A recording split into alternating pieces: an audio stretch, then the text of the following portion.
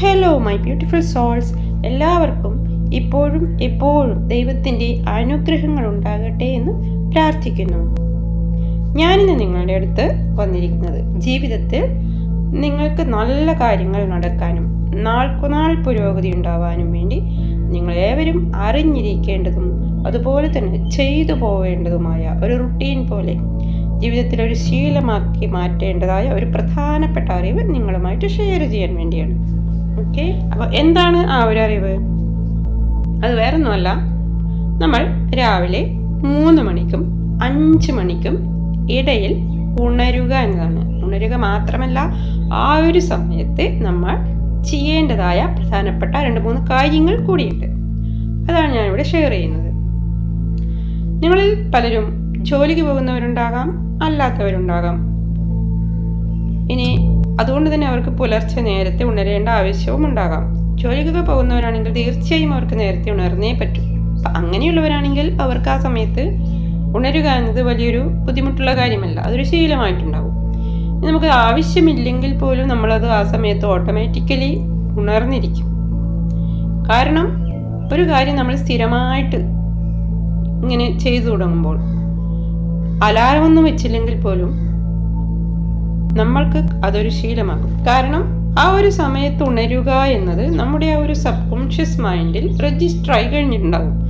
അപ്പം നമ്മുടെ ബോധമനസ്സ് ഉണരാൻ മടിച്ചാലും ഉപബോധ മനസ്സ് നമ്മളെ വിളിച്ചുണർത്തിയിരിക്കും. അതാണ് അവിടെ സംഭവിക്കുന്നത്. ഇനി നിങ്ങൾ അങ്ങനെ ഉണരുന്ന ഒരാളെങ്കിൽ, ഉണരാൻ കഴിയില്ല എങ്കിൽ നിങ്ങൾ 2 ദിവസം അലാറമൊക്കെ വെച്ച് ഉണർന്നു നോക്കുക. പിന്നീട് ഇത് അങ്ങനെ ശീലമാവും. ഞാൻ ഇന്ന് വരെ ഒരു അലാറം ക്ലോക്ക് സെറ്റ് ചെയ്ത് വെച്ച് ഉറങ്ങിയിട്ടില്ല ഉണരാനായിട്ട്. അതാണ് ഞാൻ പറഞ്ഞത്, ശീലമായി കഴിഞ്ഞാൽ ഓട്ടോമാറ്റിക്കലി നമ്മൾ ആ സമയത്ത് ഉണർന്നിരിക്കും, എത്ര ഡീപ്പായിട്ടുള്ള ഉറക്കത്തിൽ നിന്നായാലും. അതാണ് നമ്മുടെ സബ് കോൺഷ്യസ് മൈൻഡിൻ്റെ പവർ എന്ന് പറയുന്നത്. നാം ഉറങ്ങുമ്പോൾ ഉണർന്നിരിക്കുന്ന നമ്മുടെ ആ ഉപബോധ മനസ്സിനോട് നമ്മൾ ഉറങ്ങാൻ കിടക്കുന്ന സമയത്ത് നിങ്ങളൊരു ശക്തമായിട്ടുള്ള ആഗ്രഹത്തോടു കൂടി ഇങ്ങനെ ഒരു നിർദ്ദേശം കൊടുത്തു നോക്കൂ. എനിക്ക് 4 മണിക്ക് ഉണരണം. ഇതൊരു 3 പ്രാവശ്യം പറഞ്ഞുകൊണ്ട് ഉറങ്ങാൻ കിടന്നോളൂ. നിങ്ങൾ 100% ഉണർന്നിരിക്കും. സംശയമുണ്ടെങ്കിൽ നിങ്ങൾക്ക് ഇന്ന് തന്നെ പരീക്ഷിച്ച് നോക്കാവുന്നതാണ്. ഓക്കെ, ഇനി ഉണർന്നു കഴിഞ്ഞാൽ നമ്മൾ ചെയ്യേണ്ട 3 കാര്യങ്ങൾ. ഇതിൽ ആദ്യത്തെ കാര്യം എന്ന് പറയുന്നത് നമ്മൾ നന്ദി പറയുക എന്നുള്ളതാണ്. രണ്ടാമതായി ചെയ്യേണ്ടത്, നമ്മൾ ഏതൊരു ദൈവത്തിലാണോ ഏറ്റവും കൂടുതൽ വിശ്വസിക്കുന്നത്, ഏറ്റവും നമുക്ക് അടുപ്പമുള്ള ആ ഒരു ദൈവ ചൈതന്യത്തിൻ്റെ പേരിലുള്ള നാമം ജപിക്കുക. ഇനി മൂന്നാമതായിട്ട് ചെയ്യേണ്ടത്, നമ്മൾ നമ്മുടെ ആഗ്രഹങ്ങൾ ആ ഒരു ചൈതന്യത്തോട് സംസാരിക്കുന്ന ആ ഒരു രീതിയിൽ പറയുക.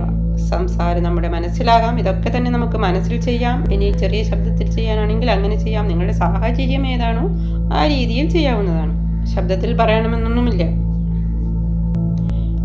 ഈ ഒരു സമയത്ത് നാം കൊടുക്കുന്ന അല്ലെങ്കിൽ അയക്കുന്ന, നമ്മൾ ചൊല്ലുന്ന ഏതൊരു പ്രാർത്ഥനയും വാക്കുകളും ഈ പ്രപഞ്ചത്തിലേക്ക് ഇരട്ടി വേഗത്തിലെത്തുന്ന ഒരു ദൈവ സാന്നിധ്യം ഏറ്റവും കൂടുതലുള്ളൊരു സമയമാണിത്. ഈ 3-നും 5-നും ഇടയിലുള്ള ഒരു സമയം എന്ന് പറയുന്നത് ഒരു ഡിവൈൻ ടൈമാണ് ഇവിടെ.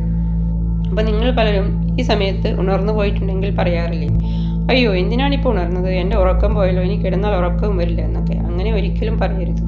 അങ്ങനെ ഉണർന്നെങ്കിൽ തന്നെ അത് നിങ്ങളുടെ ഒരു ഭാഗ്യമാണ്. ഭാഗ്യമായിട്ട് കരുതുക.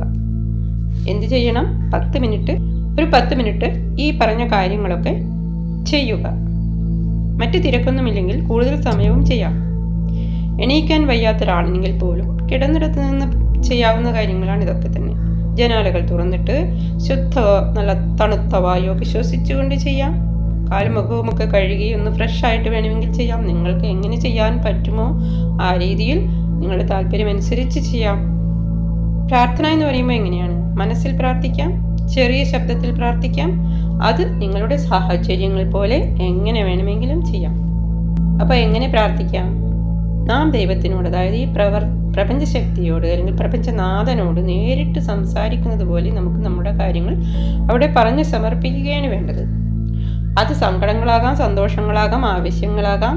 നിങ്ങൾ ആരാധിക്കുന്ന ഏതൊരു ദൈവ ചൈതന്യവുമായിക്കോട്ടെ, ഈ പ്രപഞ്ച ശക്തിയോടായിക്കോട്ടെ, നിങ്ങൾക്കവിടെ അവരുമായി നേരിട്ട് ഇടപെടാൻ ഏറ്റവും ദൈവികമായൊരു ടൈം എന്ന് പറയുന്നത് ഈ ഒരു സമയമാണ്.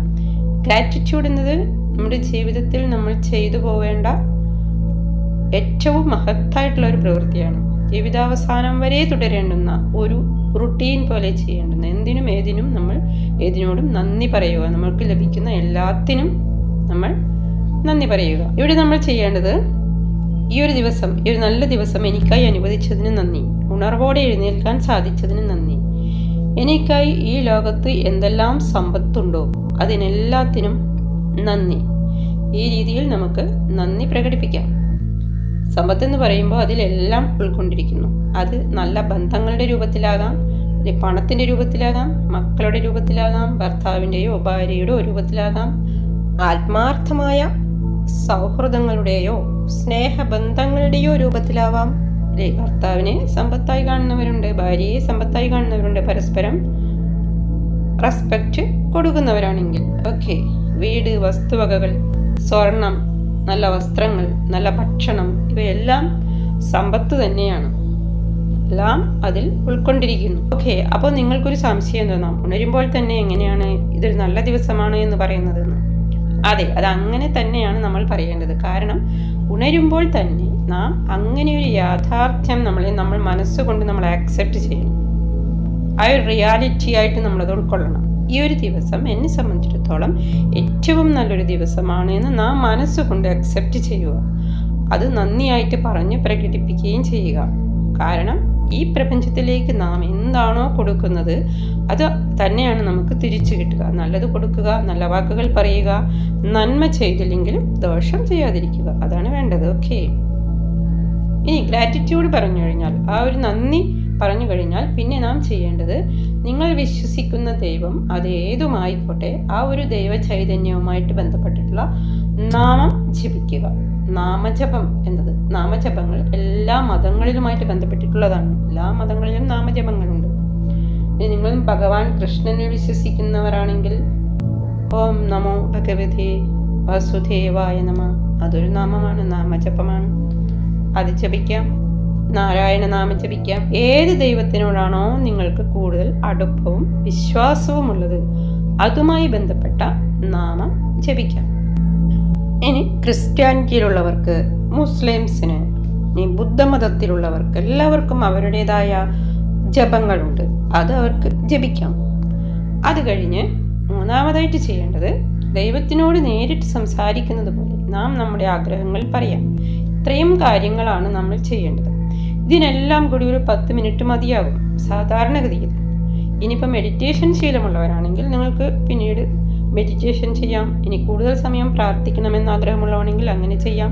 ഇനി മെഡിറ്റേഷൻ എന്നതും മനസ്സിനെ ശാന്തമാക്കാനും അതുപോലെ നമ്മുടെ നെഗറ്റീവ് ചിന്തകളൊക്കെ ഒഴിവാക്കാനും മനസ്സിനെ നല്ല ബാലൻസ് ആയിട്ട് കൊണ്ടുപോകാൻ, പോസിറ്റിവിറ്റിയിലേക്ക് കൊണ്ടുപോകാനും ഒക്കെ ഉതകുന്ന ഏറ്റവും നല്ലൊരു മാർഗമാണ് മെഡിറ്റേഷൻ എന്നത്. അപ്പോൾ ഉണർന്നു കഴിഞ്ഞാൽ നമ്മൾ ചെയ്യേണ്ട 3 കാര്യങ്ങൾ എന്തൊക്കെയാണ്? ആദ്യം തന്നെ ഗ്രാറ്റിറ്റ്യൂഡ് പറയുക, അന്നത്തെ ദിവസത്തിനും നമുക്കുള്ളതിനെല്ലാം നന്ദി പറയുക, പിന്നീട് നാമജപിക്കുക, പിന്നീട് നമ്മുടെ ആഗ്രഹങ്ങൾ ദൈവത്തിനോട് സംസാരിക്കുന്നത് പോലെ സാധാരണഗതിയിൽ പറയുക. ഇത്രയും കാര്യങ്ങൾ ചെയ്തു കഴിഞ്ഞാൽ നിങ്ങൾക്ക് മനസ്സിന് തന്നെ വളരെ വലിയൊരു ആശ്വാസം തോന്നുന്ന മാതിരി അനുഭവപ്പെടും. ഇത് ഒരു ദിവസം കൊണ്ടോ 2 ദിവസം കൊണ്ടോ ചെയ്ത് ഒരു ഇൻസ്റ്റൻറ്റ് റിസൾട്ട് കിട്ടുന്ന ഒന്നാണെന്ന് വിചാരിക്കരുത്. നമ്മൾ തുടർച്ചയായിട്ട് ചെയ്യുക. 2-3 മാസം ചെയ്ത് കഴിയുമ്പോൾ തന്നെ നിങ്ങൾക്കിതിൻ്റെ ഫലം പൂർണ്ണമായിട്ടും അനുഭവിക്കാൻ.